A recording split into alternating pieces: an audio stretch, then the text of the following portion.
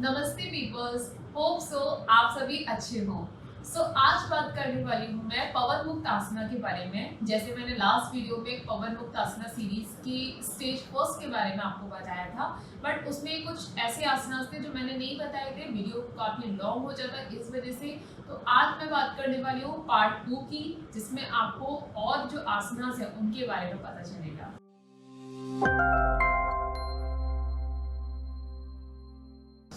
जैसे कि आसनास में आपको मैंने बताया कि जो स्टेज 1 है वो हमारे जितनी भी बॉडी के ज्वाइंट्स होते हैं उनसे रिलेटेड आसनास होते हैं और जिनका मूवमेंट करना काफ़ी ज़्यादा ज़रूरी होता है। बट इसके साथ साथ कुछ कॉन्ट्री इंडिकेशंस भी होते हैं, बट बेनिफिट्स भी होते हैं, जैसे कि मेरे वीडियोस में आपको पता चलेगा। तो अब हम चलते आसना की तरफ, कैसे आपको आसनास करने हैं और कैसे अपने ज्वाइंट्स को मूवमेंट देना है। जिसमें कि फर्स्ट आसना मैं बताने वाली हूँ जिसका नाम है हिप रोटेशन, और इसे हिंदी में बोलते हैं श्रोणी चक्र। तो इसको हम कैसे फॉलो करेंगे? सबसे पहले हम बेस पोजीशन में बैठेंगे। यस, सो नाउ इसमें आपको किन बातों का ध्यान रखना है? फर्स्टली आपकी जो फीट है एक मिडिल पोजीशन में रहेगी लाइक दिस, और आपकी जो हैंड्स हैं पीछे जाएंगे near by हिप्स, and now shoulders आपके स्ट्रेट मूवमेंट में रहेंगे। Yes, and legs straight, chest open. Yes, roll back your shoulders and straight, yes, and backbone in. Now यहाँ पे हमें अपने हिप्स पे प्रेशर देना है और अपने हिप्स को स्क्वीज करते हुए, थाइस को स्क्वीज करते हुए स्ट्रेट। फर्स्टली हम ब्रेथ करेंगे यहाँ पे 5 breaths. Hold this posture for 5 breaths. Inhale deep and slow.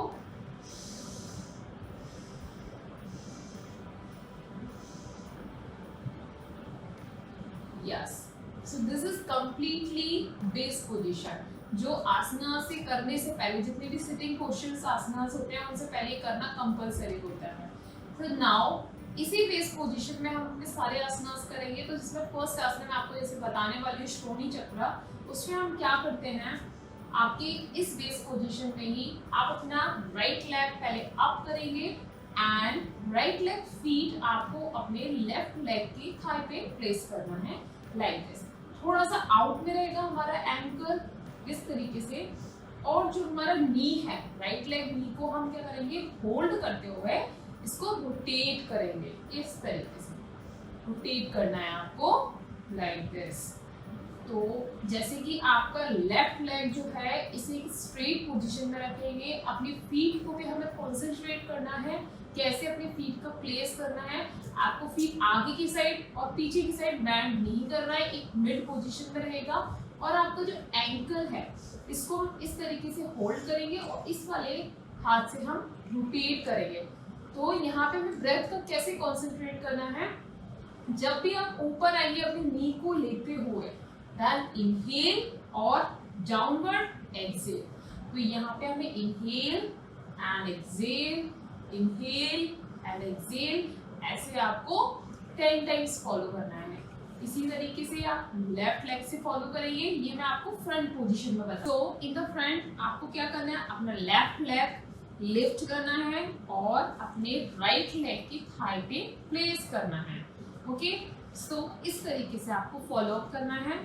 Yes, और यहाँ पे आपका जो लेफ्ट लेग नी है इसको आप कैसे होल्ड करेंगे, आपका जो लेफ्ट हैंड है उसको आप नी पे रखेंगे और राइट लेग की राइट हैंड को आप अपने एंकल्स को होल्ड करेंगे। So firstly hold your ankle, जिससे आप अपने नी को रोटेट कर पाए, and now down like this and up. Inhale upward, exhale downward, inhale upward, exhale downward. Yes, so this is very good exercise for your hip joints. आपकी जितनी thighs muscles हैं काफी अच्छे से मूवमेंट होता है उनका। यस, इसको आप 10 टाइम्स दोनों लेग से फॉलो करेंगे and straight your legs. Yes, and यहाँ पे होल्ड करेंगे पोजीशन। तो ये हम किस लिए फॉलो कर रहे हैं, बटरफ्लाई पोज के लिए। अब आप बटरफ्लाई पोज के लिए फुली रेडी हो चुके हैं। देन नाउ अपने लेग्स को हम बैंड करेंगे अपनी नीज को और यस। नाउ आप यहाँ पे अपनी फिंगर से मीन्स अपने हैंड से क्लैप्स करेंगे अपने फीट को इस तरीके से, यस। एंड स्लोली स्लोली इसमें आपको किन बातों का ध्यान रखना है, आपकी बैकबोन स्ट्रेट होनी चाहिए और आपका चेस्ट आउट इस तरीके से, and sit straight and your legs slowly slowly moves करने हैं। इसमें आपको क्या करना है, अपनी नीज पे इतना फोकस नहीं करना है कि आपके नीज अप एंड डाउन हो रहे हैं या नहीं, इसमें आपको अपने पोस्चर पे ज़्यादा ध्यान देना है। तो पोस्चर्स पे आप कैसे ध्यान देंगे, आप सीधे बैठेंगे और अप एंड डाउन, यस। सो इसको हम 30 टाइम्स 40 टाइम्स फॉलो कर सकते हैं इन द स्टार्टिंग। और ये करने के बाद आप क्या करेंगे, यस, यहाँ पे आप अपने नीज पे हैंड रखेंगे और इस तरीके से कैसे करेंगे, हम डाउन करेंगे like this, up down down, yes, down, inhale down, yes, like this, इस तरीके से। तो ये आप अपने हिप्स के लिए और आपकी जो हिप्स बोन्स हैं उनके लिए काफ़ी अच्छा होता है, थाइस मसल्स के लिए काफ़ी ज़्यादा बेनिफिशियल है। सो अब हम चलते हैं पूर्ण तितली आसना, जिसको हम बटरफ्लाई पोज बोलते हैं। तो जो हमने अभी किया, ये बटरफ्लाई पोज के लिए हम प्रिपेयर करते हैं अपने लेग्स को, जिससे हम प्रॉपर तरीके से उसको फॉलो कर पाए। तो हम क्या करेंगे, सबसे पहले अपने लेग्स को इस तरीके से फ्लैप कर लेंगे और claps your feet with your hands, yes, इस तरीके से हम बैठ जाएंगे।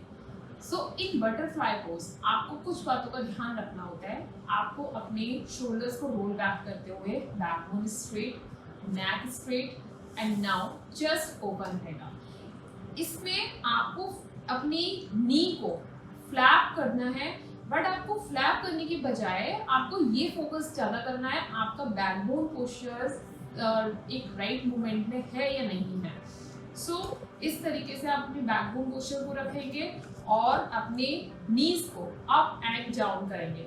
जब आप अप करेंगे, इनहेल, डाउन, एक्सेल, और इसमें आपको अपने ब्रेथ को एक ही मूवमेंट में रखना है, नॉर्मल मूवमेंट में रहेगा। आपको कोई कंपल्शन नहीं है, आप बहुत लॉन्ग ब्रेथ करें या डीप ब्रेथ करें, एक नॉर्मल ब्रेथ में रहेगा हमारा मूवमेंट। एंड ये आप 40 times 30 times in the starting follow कर सकते हैं।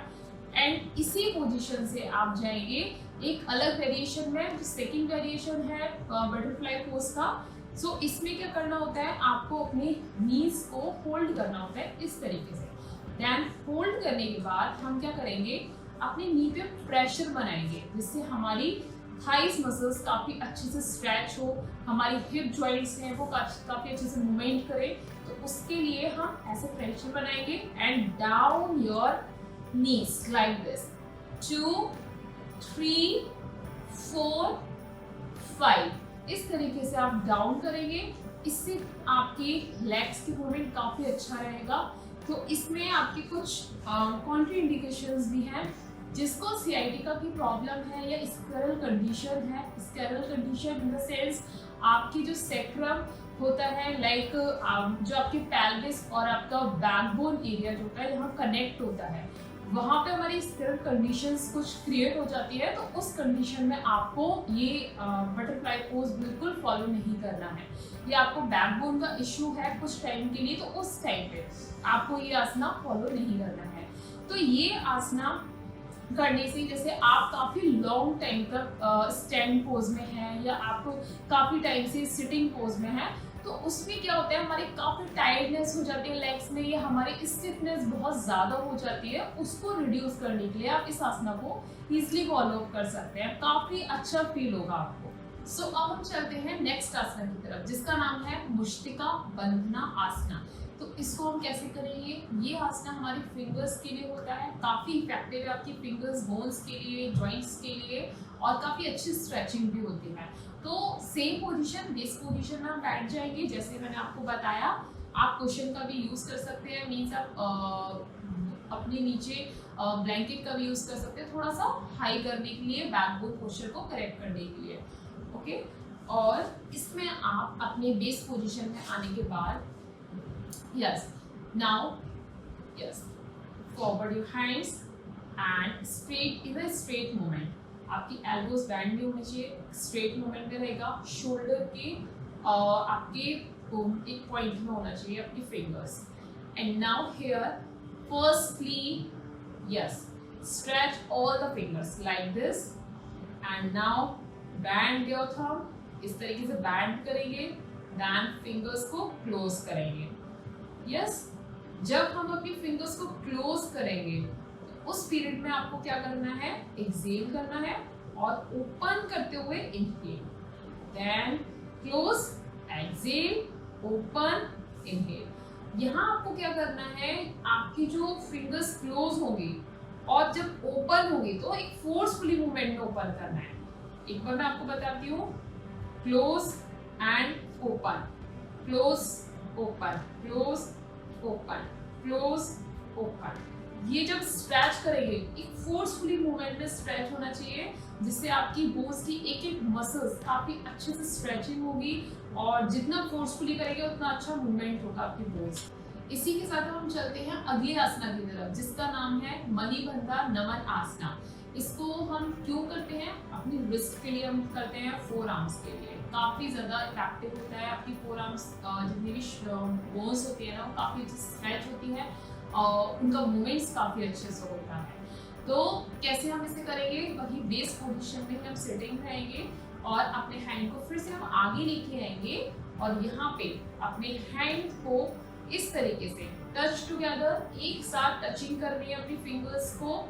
इस तरीके से सेपरेट नहीं करना है और यहाँ पे हम एक एक करके मूवमेंट करेंगे लाइक दिस. यस यहाँ पे आप इस तरीके से जितना पॉसिबल है आप नीचे लेके जाएंगे एंड अप करेंगे. Exhale down, inhale up. तो आपको क्या करना है, अगर आप ऐसे नहीं कर पा रहे क्योंकि किसी किसी की बोन्स जो होती है फ्लेक्सिबल नहीं होती है तो वो नीचे तक नहीं कर पाते, उनका हैंड इतना ही रहता है, तो आप अपने अदर हैंड से हेल्प करके आप फॉलो कर सकते हैं. तो कैसे आप करेंगे, पीछे बैंड करेंगे एंड अपनी रिस्ट से आप होल्ड करेंगे इस तरीके से और डाउन करेंगे.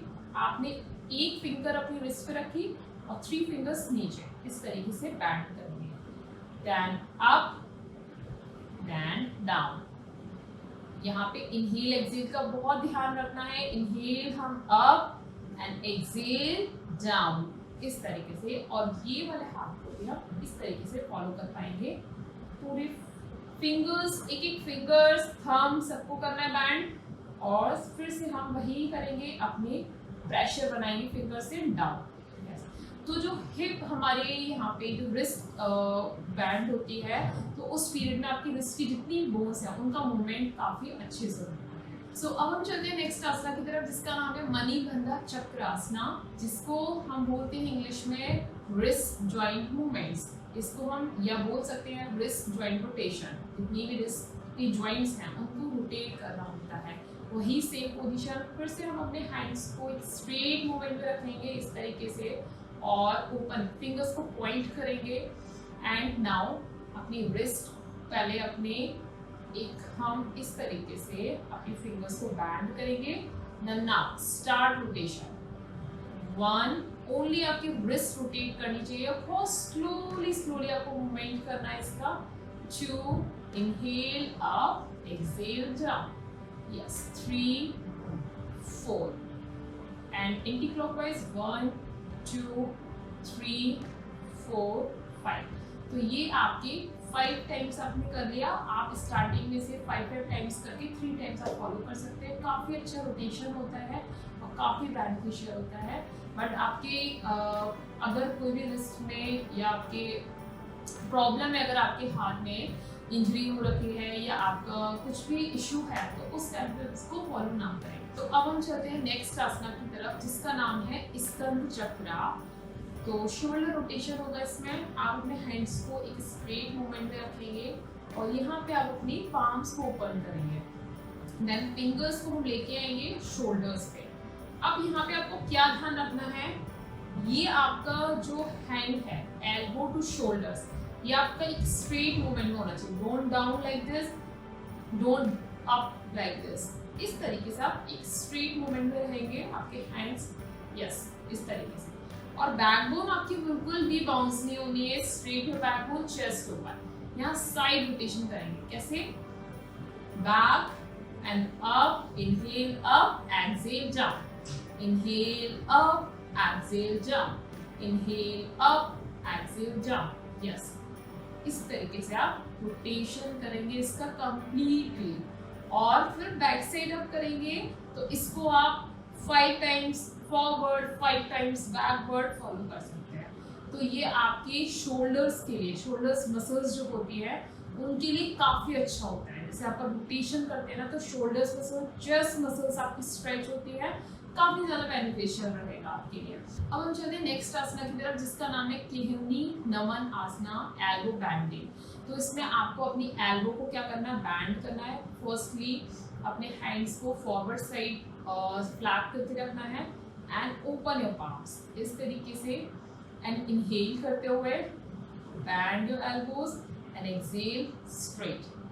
दोनों हाथों से आप एक साथ कर सकते हैं, band your elbows, inhale and straight, band straight, band straight, band straight, इस तरीके से। इसमें आपकी एल्बोज जॉइंट्स जो है वो काफ़ी अच्छे से क्या कर रहे हैं, आपके मूवमेंट कर रहे हैं। तो जो आपकी एल्बो मसल्स होती है, एल्बो जॉइंट्स होते हैं, ये मूवमेंट करते हैं, तो इससे आपकी स्टिफनेस नहीं रखती है आपके हाथों में। सो इन द लास्ट, और जिसका नाम है केहुनी चक्रासना, जिसको हम क्या करते हैं, अपनी एल्बो में रोटेशन करते हैं इस तरीके से। तो इसको आप अगर आप बेस पोजीशन में बैठ के करना चाहें बेस पोजीशन में, अदरवाइज आप क्रॉस लेग करके भी कर सकते हैं। आपने सिटिंग किया इस तरीके से, straight your backbone, yes. First आपने जैसे ये वाला कंप्लीट किया, आपने यहाँ पे एंड किया, इसी तरीके से आप अपनी एल्बोज को फ्रंट से टच करते हुए इस तरीके से करेंगे, यस। रोटेशन 3 टाइम्स मैं आपको करके बता देती हूँ, एंड बैक, यस।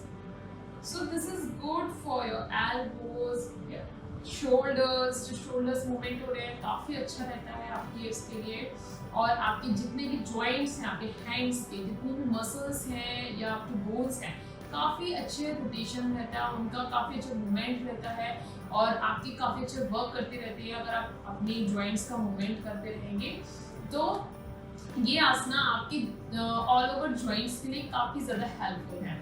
सो जितने भी आसनास आपको बताए हैं ये इसीलिए हेल्पफुल है, आप अपनी आसना के लिए या अपने योगा के लिए जब आपकी बॉडी प्रिपेयर नहीं होगी तो आप आसना को भी अच्छे से परफॉर्म नहीं कर पाएंगे। सो ये आपकी बॉडी को क्या करते हैं, प्रिपेयर करते हैं। जैसे मैंने लास्ट वीडियो में बताया, तो इनको करना कंपल्सरी होता है जब भी आप कोई भी आसना या कोई भी एक्सरसाइज फॉलो करने जा रहे हैं। तो सबसे पहले आपको जॉइंट्स मूवमेंट करना होता है, देन स्ट्रेचिंग करना होता है, उसके बाद ही आप क्या कर सकते हैं, एक्सरसाइज या आसना को फॉलो कर सकते हैं। सो अब हम चलते हैं नेक रोटेशन की तरफ, जिसको हम बोलते हैं ग्रीवा संचालन। नेक मूवमेंट्स में आपके जितने भी मूवमेंट्स होते हैं उसमें हमारा एक मूवमेंट होता है फॉरवर्ड बैंडिंग का। तो जब भी आपको नेक में इश्यू है, लाइक आपको पेन है, तो उस टाइम पे आपको नेक फॉरवर्ड नहीं करना है, या आपको सर्वाइकल इश्यू है, ये उस पीरियड में भी आपको फॉलो नहीं करना है। तो कैसे आप फॉलो अप करेंगे अपना नेक मूवमेंट्स को बता दें। फर्स्टली हमारा नेक मूवमेंट होगा बैकवर्ड एंड फॉरवर्ड। अगर आपको नेक इश्यू है तो आपको फॉरवर्ड नहीं करना है। इनहेल बैक,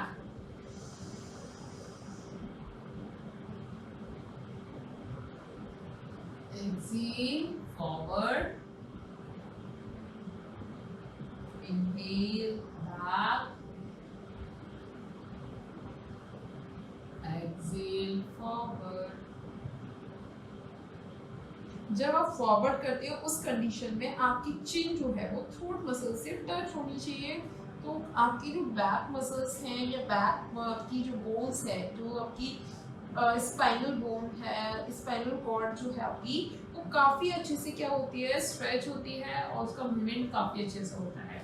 तो ये आपका नेक मूवमेंट का फर्स्ट स्टेज है। इन द सेकेंड स्टेज आपको क्या करना होता है, आपकी नेक फर्स्टली बैक होगी, then right side, then left side. This is one round. तो मैं आपको एक बार करके बताती हूँ। इनहेल करते हुए हम बैक जाएंगे,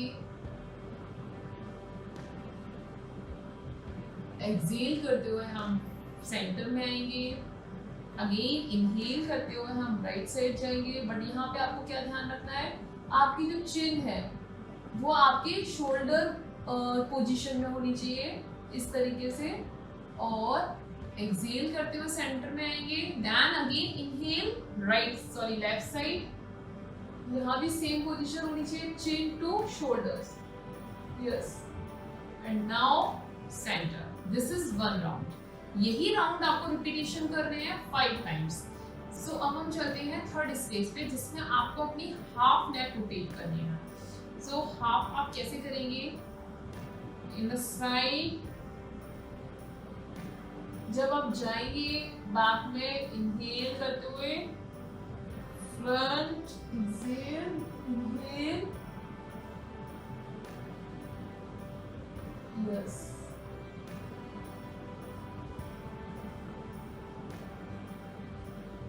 and center. One round left side, one round right side. This is one round. ये आपका जो लेफ्ट एंड राइट जो होता है वो आपका वन राउंड होगा। अगेन लेफ्ट टू राइट आपका सेकेंड राउंड होगा। ऐसे ही आपको 5 राउंड्स कंप्लीट करने हैं अपनी नेक से। नाउ अब आपकी नेक फुली रेडी हो गई आपकी रोटेट करने के लिए। आप अब अपनी नेक को फुल रोटेट कर सकते हैं। Start now. इनहेल करते हुए बैक, फुल रोटेट, और यहाँ पे आपके ईयर शोल्डर्स पे आने चाहिए ऐसे करते हुए, यस, एंड चिन आपकी नेक मसल से टच होनी चाहिए, then this side ear touch to the shoulders, yes. Second round, inhale करते हुए forward, exhale, yes, inhale back, and eyes close करनी है आपको। अगेन अब हम करेंगे anti clockwise movement, yes, full rotation. काफी कंफर्टेबल फील होता है आपको ऐसे करने से।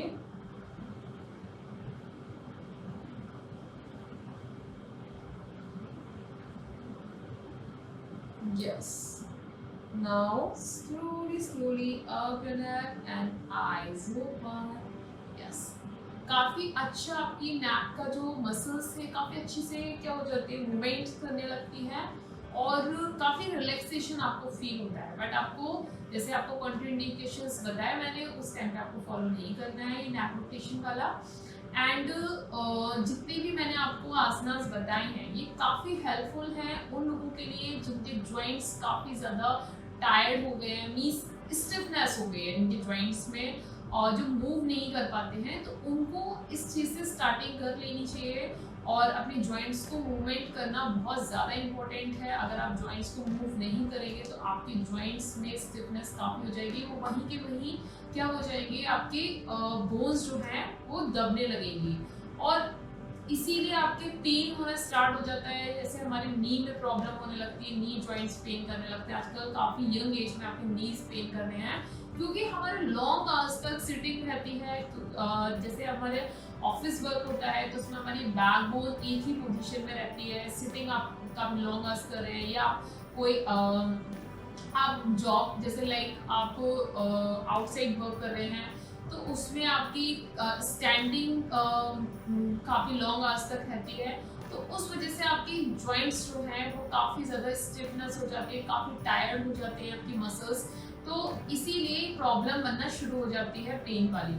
तो आपको क्या करना है, आपको ये आसनास कहीं भी फॉलो कर सकते हैं आप अगर मॉर्निंग में उठ रहे हैं तो मॉर्निंग में उठने के बाद आप अपना रोटेशन है और अपना जितने भी नेक रोटेशन मैंने आपको बताया वो सब आप फॉलो कर सकते हैं।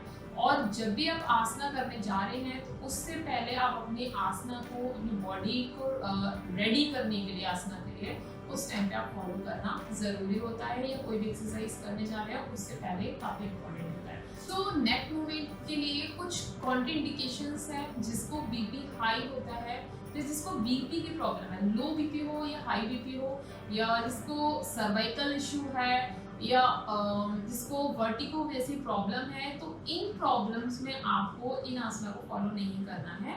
और इन द सेकेंड, अगर आप बहुत ज़्यादा जैसे ओल्ड एज पर्सन जो होते हैं उनको नेक रोटेशन नहीं करना है, क्योंकि उनकी मसल्स काफ़ी वीक हो जाती हैं। तो उनकी मसल जब वीक होती है तो जब नेक रोटेशन करेंगे तो उस टाइम पे उनकी कुछ नेक में इशू होने का थोड़ा सा रिस्की रहता है, तो इसलिए वो लोग फॉलो ना करें।